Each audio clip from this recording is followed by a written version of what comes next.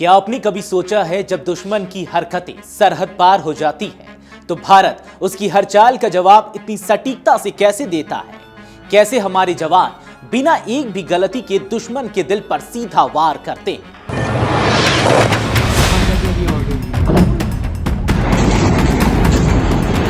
क्या ये सिर्फ जमीन पर मौजूद सैनिकों की ताकत है या पर्दे के पीछे कोई और भी है जो हर पल चौकसी कर रहा है? आज हम आपको एक ऐसे रहस्य से रूबरू कराने जा रहे हैं जो न केवल पाकिस्तान के अंदर खौफ बन चुका है बल्कि भारत की सैन्य ताकत के पीछे छिपे एक अदृश्य प्रहरी का परिचय भी कराता है। और यकीन मानिए, जब आप जानेंगे कि ऑपरेशन सिंदूर की सफलता में इसका क्या रोल था तो आप भी गर्व से भर उठेंगे। पहलगाम आतंकी हमले के बाद भारत ने पाकिस्तान के खिलाफ जो जवाबी कार्रवाई की उसे इतिहास में ऑपरेशन सिंदूर के नाम से याद किया जाएगा। यह न केवल एक सैन्य ऑपरेशन था बल्कि एक टेक्नोलॉजिकल और स्ट्रैटेजिक मास्टर प्लान भी था जिसमें भारत की अंतरिक्ष एजेंसी इसरो ने सेना के साथ कंधे से कंधा मिलाकर काम किया। इसरो ने अपने उपग्रहों की मदद से सेना को वह आंखें दी जिसने दुश्मन की हर हरकत को रात दिन बादलों के बीच और जमीन के नीचे तक ट्रैक किया। सेना ने पाकिस्तान के 11 एयरबेसों को एक ही बार में ध्वस्त कर दिया और इसकी सफलता में अंतरिक्ष से मिली खुफिया जानकारी का बहुत बड़ा योगदान रहा। एक रिपोर्ट के अनुसार इसरो प्रमुख वी नारायणन ने खुलासा किया कि ऑपरेशन सिंदूर के दौरान कम से कम 10 उपग्रह पाकिस्तान की हरकतों पर 24 घंटे नजर रख रहे थे। उन्होंने कहा, देश की सुरक्षा सुनिश्चित करने के लिए उपग्रहों का एक समर्पित समूह काम कर रहा है। हमें न सिर्फ सीमाओं पर बल्कि 7000 किलोमीटर से अधिक समुद्री तट की भी निगरानी करनी होती है। यह निगरानी जम्मू कश्मीर, राजस्थान, पंजाब और गुजरात के सीमावर्ती क्षेत्रों तक सीमित नहीं थी बल्कि समुद्र में चीन, पाकिस्तान की साझा गतिविधियों को भी कवर कर रही थी। इसरो के एक वरिष्ठ अधिकारी के अनुसार ऑपरेशन सिंदूर के लिए भारतीय सेना ने इसरो के स्पेस स्टेटस के साथ साथ इंटरनेशनल कमर्शियल सैटेलाइट डेटा का भी उपयोग किया।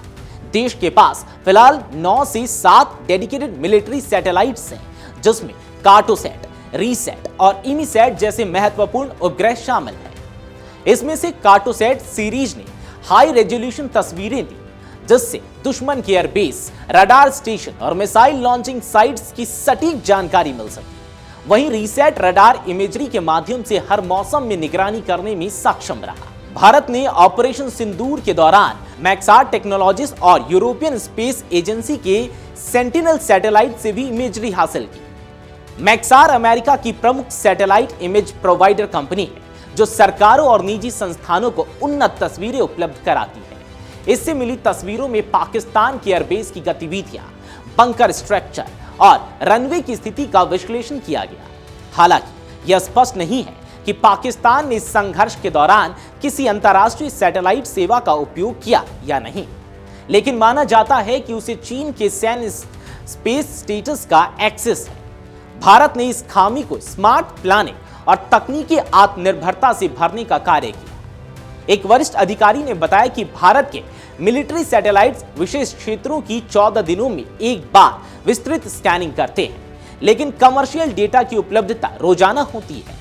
इसरो और सेना ने इन दोनों प्रकार की सूचियों को मर्ज करके डायनेमिक टारगेटिंग की योजना बनाई। इससे टारगेट की स्थिति में आए छोटे से छोटे बदलाव को भी तुरंत पहचान लिया गया और अटैक के अनुरूप निर्देशित किया गया। इसरो के कार्टोसैट और रीसेट उपग्रहों ने 2016 की सर्जिकल स्ट्राइक में भी महत्वपूर्ण भूमिका निभाई थी, लेकिन इस बार तकनीकी क्षमता और सटीकता का स्तर और भी ज्यादा था। इसरो की नई पीढ़ी के उपग्रह अब रात्रि के समय बादलों के पार और जंगलों के भीतर तक की उच्च गुणवत्ता की इमेजरी भेजने में सक्षम है।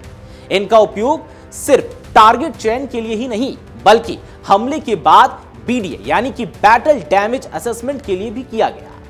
जब भारतीय सेना मिसाइलें दाग रही थी तब इसरो की नजर पाकिस्तान के हर संभावित जवाबी कदम पर थी। उसने ड्रोन मूवमेंट, ट्रैंक ट्रांसफर और एयरबेस एक्टिवेशन को पहले ही डिटेक्ट कर लिया गया। इसी कारण भारत पहले से तैयार रहा और पाकिस्तान की कोई भी जवाबी कोशिश सफल नहीं हो सकी। इसरो और मिलिट्री इंटेलिजेंस के संयुक्त ऑपरेशन ने साबित कर दिया कि अब भारत केवल जमीनी ताकत ही नहीं बल्कि अंतरिक्ष युद्ध की क्षमता भी विकसित कर चुका है।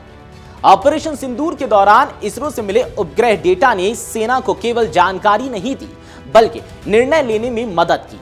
कब, कहां और कैसे हमला करना है, यह सब स्पेस डेटा एनालिसिस से तय हुआ। भारत की सैन्य योजना अब थल, जल और वायु तक सीमित नहीं रही, अब अंतरिक्ष चौथी फोर्स के रूप में उभर रहा है, जहां इसरो फ्रंटलाइन एजेंसी के रूप में सेना के साथ काम कर रहा है। ऑपरेशन सिंदूर की सफलता ने भारत की सैन्य आत्मनिर्भरता का भी प्रदर्शन किया। इसरो न सिर्फ सैटेलाइट लॉन्च करता है, बल्कि उसका डेटा प्रोसेसिंग और रियल टाइम ट्रांसफर भी स्वदेशी तकनीक पर आधारित होता है। इसके अलावा डीआरडीओ और इसरो के बीच लगातार हो रहे समन्वय ने युद्ध क्षेत्र में नई क्षमताएं जोड़ी हैं, जिसमें radar imaging, hyper spectral sensing और डेटा एन्क्रिप्शन प्रमुख है। ऑपरेशन सिंदूर केवल एक सैन्य प्रतिक्रिया नहीं थी, बल्कि यह भारत की संयुक्त सैन्य, तकनीकी और खुफिया शक्ति का प्रदर्शन था।